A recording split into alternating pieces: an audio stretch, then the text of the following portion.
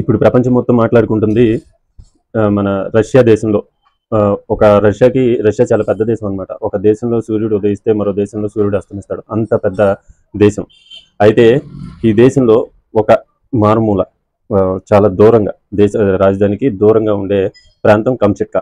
ఆ కంచట్కాకు దగ్గరలో సముద్ర గర్భంలో 8.8 రెక్టర్ స్కేల్ మీద 8.8 తీవ్రతతో భూకంపం వచ్చింది.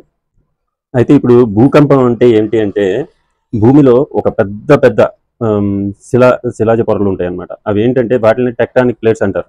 ఈ భూభ్రమణంలో ఈ పెద్ద పెద్ద పొరలు, వీటిని పెద్ద పెద్ద పొరలు ముఖ్యంగా 7 రకాలు ఉంటాయి. ఆ పొరల్లో ఒకదానికొకటి ఢీకున్నప్పుడు విపరీతమైన శక్తి రిలీజ్ అవుతుంది, విడుదలవుతుంది. అది ఎంత శక్తిని రిలీజ్ చేస్తుందంటే, కొన్ని అణుబాంబులు భూమి మీద వేస్తే భూమి ఎలా కంపిస్తుందో అంత తీవ్రమైన భూకంపం, భూమి ప్రకంపనలు వస్తాయి అన్నమాట. అలా ఇప్పుడు ఈ రష్యా ప్రాంతంలోని కంచట్కా అనే ప్రాంతానికి, రష్యా దేశంలోని కంచట్కా అనే ప్రాంతానికి దగ్గరలో భూకంపం రావటం, దాని తీవ్రత 8.7 మ్యాగ్నిట్యూడ్ అంటే ఉండటం. దీంతో ఆ పసిఫిక్ తీర ప్రాంతంలో ఆ చుట్టుపక్కల అన్ని చోట్ల సునామీ వచ్చే సూచనలు ఎక్కువగా ఉన్నాయి. దీనివల్ల ఏంటంటే ఆస్తి నష్టం, ప్రాణ నష్టం ఎక్కువగా జరుగుతుంది. ఈ కంచట్కా పసిఫిక్ సముద్ర ప్రాంతంలో ఉండటం వల్ల జపాన్ కూడా ఈ ముప్పు ఎక్కువగా ఉంటుందని హెచ్చరించారు పరిశీలకులు. దీంతో జపాన్ కొన్ని లక్షల మంది ప్రజల్ని సురక్షిత ప్రాంతాలకు తరలించడమే కాకుండా అక్కడ 220 మున్సిపాలిటీలని, జపాన్లో ఉన్న 220 మున్సిపాలిటీలని సునామీ హెచ్చరికలు జారీ చేసే అడ్వైజరీస్ అక్కడ ముందు జాగ్రత్తలు తీసుకుంది. మిత్రులారా, నేను ఇప్పుడే ఈ వీడియోలు చేస్తున్నాను, కొత్తగా చేస్తున్నాను. కొంచెం దయచేసి నన్ను ఎంకరేజ్ చేయండి. మీకు ఈ వీడియో నచ్చితే లైక్ చేయండి, షేర్ చేయండి, సబ్స్క్రైబ్ చేయండి. ఈ భూకంపాలు, ఈ సునామీలు వచ్చినా ఈసారి చాలా ముందు జాగ్రత్త చర్యలు తీసుకుంటుంది. ఎందుకంటే 2011లో వచ్చిన సునామీ వల్ల నష్టపోయింది.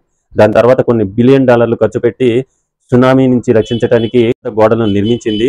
అయితే అయినా కూడా ఈ సునామీని ఈ గోడలు తట్టుకుంటాయో లేదో అన్న ఇదితో ప్రజలను ముందుగానే సురక్షిత ప్రాంతాలకి తరలించింది. అయితే ఈ సునామీ వల్ల దగ్గర 30 దేశాలు దీని బారిన పడే అవకాశం ఉందని చెప్పి చెప్తున్నారు.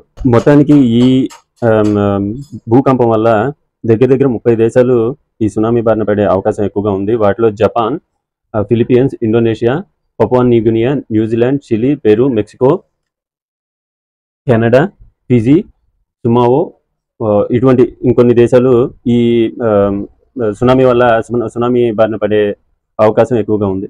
అయితే మొదటిగా కంచట్కాలో వచ్చిన భూకంపం వల్ల రష్యానే ఎక్కువగా ప్రభావితమైంది. అక్కడ కొరల్స్ ద్వీపం, ఈ ద్వీపం మొదటిగా సునామీ బారిన పడింది. 3 మీటర్ల ఎత్తులో రాక్షస అలలు ఈ ద్వీపం మీద పడటంతో చాలా మంది ప్రజలు సురక్షిత ప్రాంతాలకి తరలి వెళ్ళిపోయారు. చాలా ఆస్తి నష్టం కూడా జరిగింది.